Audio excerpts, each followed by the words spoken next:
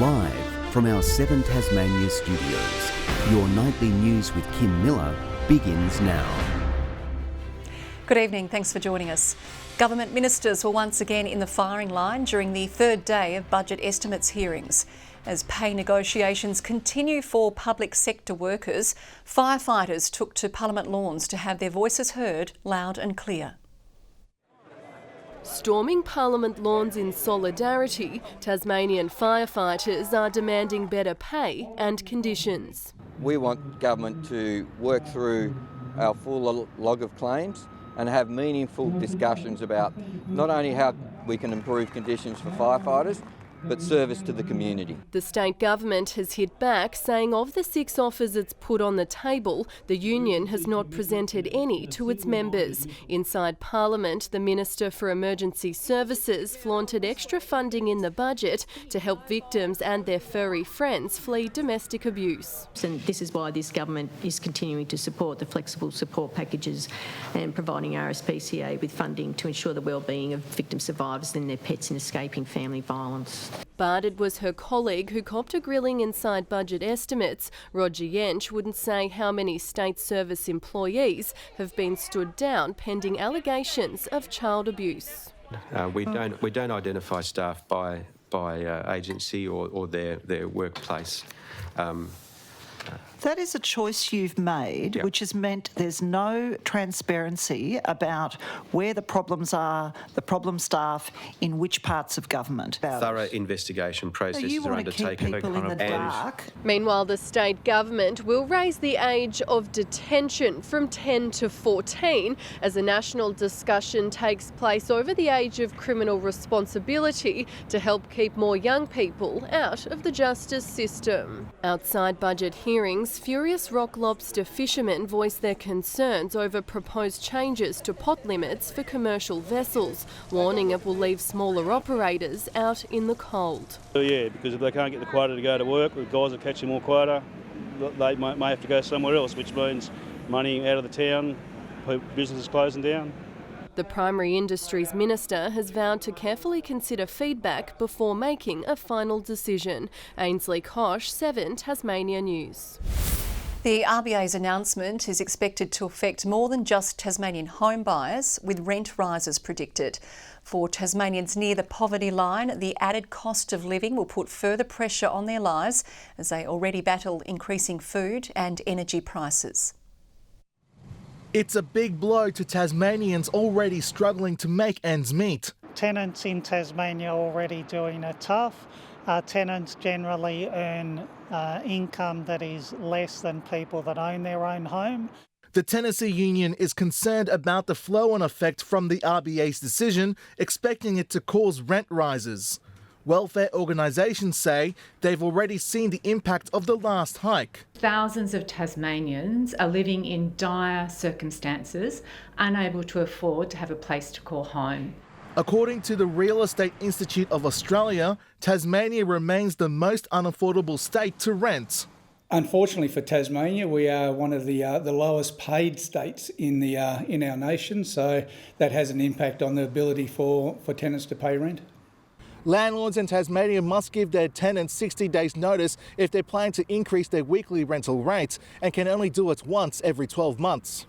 If a tenant is concerned about the rates of increase, they can seek assistance from the Residential Tenancy Commissioner. If the Residential Tenancy Commissioner believes that the increase is more than the going rate for the area, they can ask the landlord to reduce the amount of the increase. Mark Zita, 7 Tasmania News. Applications are now open for the Agricultural Show Development Grants Program. Funding of up to $25,000 is available to support the ongoing operation of shows across the state. Applications close July 7. Hospitality businesses will be eligible for grants of up to $5,000 from the state government. The money can be used to buy equipment or deliver projects which will boost productivity and aid recovery from COVID-19. It follows calls from the industry for state service workers to return to the office, with many operators saying they are suffering with low daytime patronage. After months of preparation, thousands of people are set to gather for the opening night of Dark Mofo. Our reporter Grace Evans is live in the centre of Hobart. Grace, what can we expect out of tonight's festivities?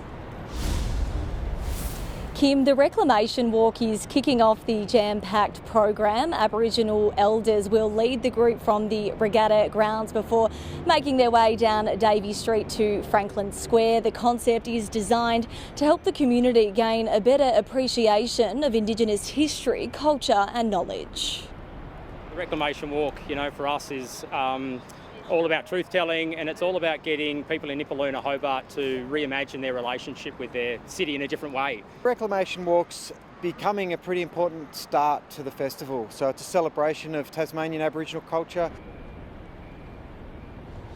Organisers are warning members of the public there will be some temporary road closures in place tonight. Davey Street will be shut between Liverpool Street turn-off and Murray Street until 8:30. Elizabeth Street is also being impacted between Davey Street and Macquarie Street until 9 o'clock. Detours will be in place. Now, 65% of people who have bought tickets to Dark Mofo are coming in from the mainland, so it's expected to be a nice winter tourism boost. Kim? You stay warm there too, Grace. Thanks very much. The Hobart community will be invited to have its say on a plan to shift the University of Tasmania's Sandy Bay campus into the city. It's part of the next stage of engagement. We'll see a consultation panel formed through a public expressions of interest process. This is going to be a great opportunity for people, whatever the questions they are, to be able to share them with us and engage in a real dialogue around those concerns so that we make sure the outcomes from all of this are ones that make Hobart a better place. Further details on the Sandy Bay Master Plan will be unveiled in coming weeks.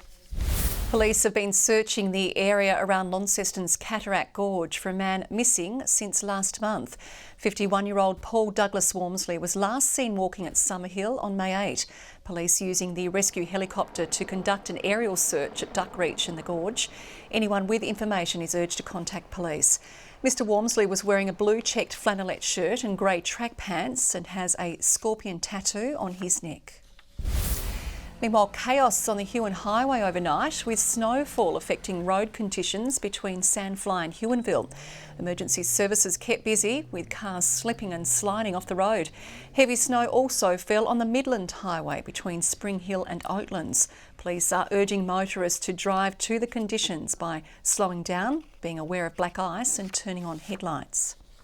Grace Tame is set to tell all in a new memoir named The Ninth Life of a Diamond Miner.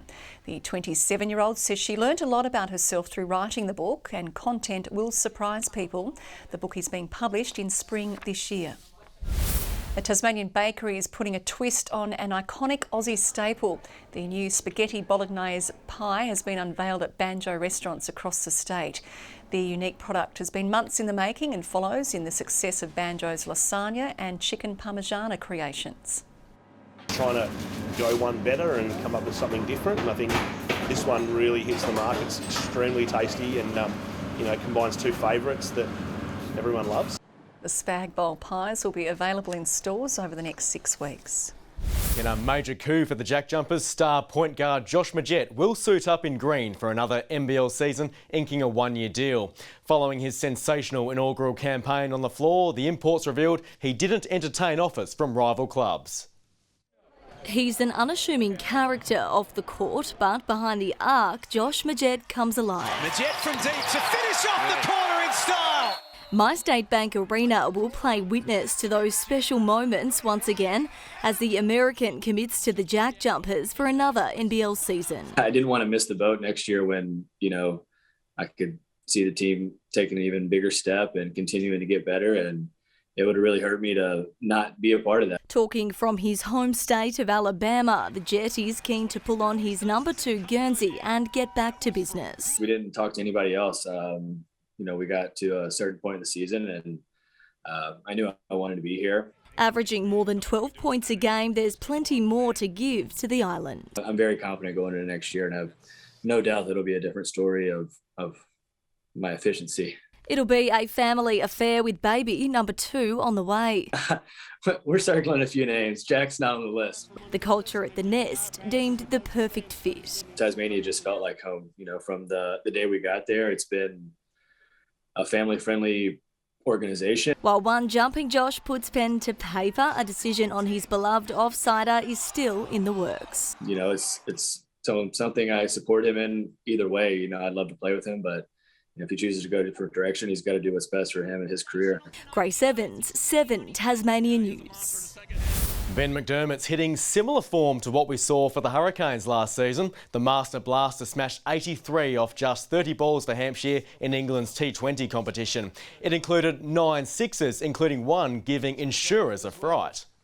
Into the car park that one will head. Hopefully the trees saved a windscreen or two there. We just sort of got off to a good power play and I just thought I'm going to keep going here and try and kill the game, which I was lucky enough to do. Another Hurricane, Tim David, launched an enormous hit which even the camera couldn't keep up with to win the game for Lancashire. And he is Tasmania's first Commonwealth Games gold medalist, but skeletons litter weightlifter Ron Laycock's closet, with a drug addiction crippling much of his life. But now the former champion is clean and rekindling his love for the sport by mentoring Australia's next big weightlifting hope ahead of Birmingham. If there's anyone who knows about lifting a heavy burden, it's Ron Laycock. Like the weights themselves, Laycock's life has been up and down.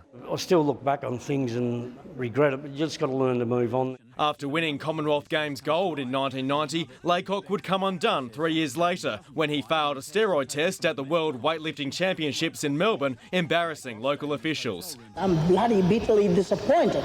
His life spiralled out of control, ending in drug abuse and even jail time. But Laycock says he's cleaned up his act, focusing his energy on one of our most promising prospects in Birmingham, Sydney's Kyle Bruce. Obviously, there's going to be a lot of people there, there's lots of lights, it's going to be quite daunting and stuff, just kind of focus on myself, not think too much about what's around me. I've been up here and I've been down there, and the advice I give is truth.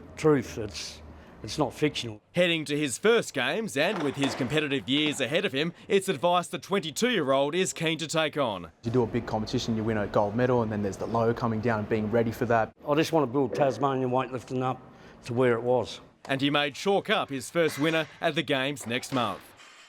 One we'll keep an eye on there, Kim. We will indeed. Thanks very much, Tom. Good evening. Hobart and Burnie 12 today, Devonport 11, and after a chilly start, Launceston peaked at 9. Temperatures sat between 2 and 5 below average, the top 13 on Flinders Island, King Island and Wynyard 12, myriad 11s across the state except for Lyowini, registering a high of 2. A few showers from the cloud that gathered mostly over the west and south, 26 millimetres the top fall today at Styx, which is located on the Styx Road alongside the Styx River. More low clouders over coastal South Australia and Victoria, a low to mid-level band extends over Western Australia. Tomorrow a trough moves our way as the front slides over eastern Victoria. A large high pushes ridges over central Australia. Mostly southwesterly winds tomorrow at 25 to 35 knots, but getting up to around 45 knots over the south and east. Swells in southern waters to 6 metres. We have a gale warning that's been issued for nearly all of Tasmania's coastal waters. There is a strong wind warning for the rest. That's the Derwent, Frederick Henry and Norfolk Bays and Central Plateau Lakes. We have a warning to sheep graziers for our grazing districts and a road weather alert for many roads with icy conditions making driving dangerous. Forecast for tomorrow, 10 for Hobart, a shower or 2. Cygnet showery and 10 also the top for New Norfolk. Launceston cloudy and 12. 12 also for Devonport, a shower or 2 for Campbelltown, 10 the maximum. Burnie expecting 11, as is Strawn. Smithton showers easing, a top of 12. Partly cloudy for St Helens, 12 the high, 11 for Swansea. Fingal a top of 9 degrees with a shower or 2. On Friday, cloudy over the north and northeast with a few showers for the rest of the state. More showers into the weekend, snow lowering to 200 metres later in the south. And on Sunday, snow to low levels again with showers easing and contracting to the west and far south. Showers and 23 in Perth, just 15 in Adelaide. A cold showery day forecast for Melbourne tomorrow. Sunny in Sydney and Brisbane. But of course, most residents of Brisbane and Queensland in general will be still gloomy after their team is beaten tonight, Kim. Meanwhile, here it's cooling down. Hobart 8, Launceston's just 5 and Devonport 9 degrees. You are very confident. You might not need a blue tie tomorrow night, Nerf. That is all your news for this Wednesday, the 8th of June. Thanks for joining us this evening. For now, on behalf of the team, it's good night.